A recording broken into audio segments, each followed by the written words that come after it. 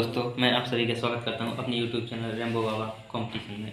तो आज हमारी क्लास है कंप्यूटर की, क्लास 36। हम पढ़ रहे हैं MS वर्ड। क्या पढ़ रहे हैं? MS word. हम देख रहे हैं MS वर्ड के बारे में हम देख रहे हैं। MS वर्ड में देखेंगे यार चेंज केस। आज देखेंगे हम क्या MS वर्ड में केस किस प्रकार से चेंज होते हैं। चेंज केस क्या है, चेंज केस कैसे काम करते हैं और किस प्रकार के होते हैं। MS वर्ड में चेंज केस 5 प्रकार के, कितने प्रकार के? 5 प्रकार के होते हैं। कितने प्रकार के होते हैं?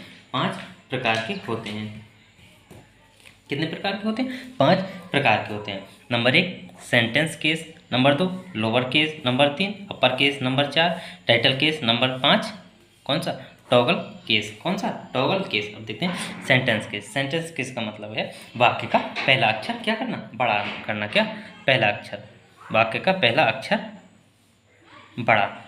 कौन सा? पहला अक्षर बड़ा लिखना। इसमें किससे? सेंटेंस केस से क्या होगा? वाक्य का पहला अक्षर बड़ा हो जाएगा। जो वाक्य स्टार्ट करेंगे उसका पहला अक्षर बड़ा। जैसे लिखा RAM, तो राम में क्या? राम इज लिखा कुछ भी, तो इसमें आर क्या? बड़ा कर दिया, बाकी कैपिटल। इस प्रकार से sentence case. Lower case, lower case में सारे अक्षर छोटे, सारे अक्षर छोटे। किस प्रकार? सारे अक्षर छोटे, कुछ भी लिखो। राम इज गोइंग टू कहीं भी मार्केट, तो इसमें सारे के सारे कैसे? छोटे। इसमें कैसे? छोटे। अपर केस में सारे के सारे बड़े अक्षर, सारे के सारे कैसे? बड़े अक्षर। कैसे? सारे के सारे बड़े अक्षर लिखना। कैसे? सारे के सारे बड़े अक्षर लिखना। टाइटल केस, टाइटल केस का मतलब टाइटल केस का मतलब टाइटल केस का मतलब है, टाइटल केस का मतलब प्रत्येक शब्द का कैसा? प्रत्येक शब्द का पहला अक्षर कैसा? पहला अक्षर क्या होगा? बड़ा होगा। क्या होगा? पहला अक्षर बड़ा होगा। टाइटल केस का मतलब है प्रत्येक शब्द का पहला अक्षर बड़ा होगा। उसमें टॉगल केस में प्रत्येक शब्द का पहला अक्षर क्या होगा? छोटा, और बाकी सब कैसे होंगे? बड़े। पहला अक्षर क्या होगा? छोटा। जैसे RAM,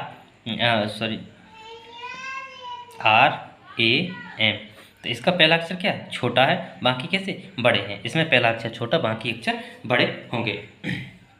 चलिए अब देखते हैं नोट। MS वर्ड में नोट क्या है, कितने प्रकार के होते हैं? नोट कितने? नोट होते हैं 4 प्रकार के। कितने? 4 प्रकार के। Font note. क्या? फॉन्ट नोट कहाँ होता है? डॉक्यूमेंट के प्रत्येक पृष्ठ के अंत में दिखने वाला होता है। ये फॉन्ट होते हैं, एक प्रकार के चिन्ह होते हैं, प्रतीक होते हैं। ये क्या होते हैं? प्रतीक। ये क्या होते हैं? एक प्रतीक होते हैं। जैसे कोई स्टार के रूप में होता है, बिंदी के रूप में होता है, या किसी प्रकार में होते हैं। इन्हें ये क्या होते हैं? फॉन्ट। तो नोट, तो ये क्या? फॉन्ट नोट कहाँ होता है? डॉक्यूमेंट के प्रत्येक पृष्ठ के अंत में दिखता है। कहाँ पे दिखता है? प्रत्येक पृष्ठ के अंत में। एंड नोट कहाँ होता है? टेक्स्ट बिल्कुल बाद में दिखने वाला। कहाँ? टेक्स्ट के बिल्कुल बाद में या फाइल के अंत में जोड़ा जाता है। ये कहाँ? एंड नोट होता है जो पूरी फाइल तैयार करने के बाद में जोड़ा जाता है।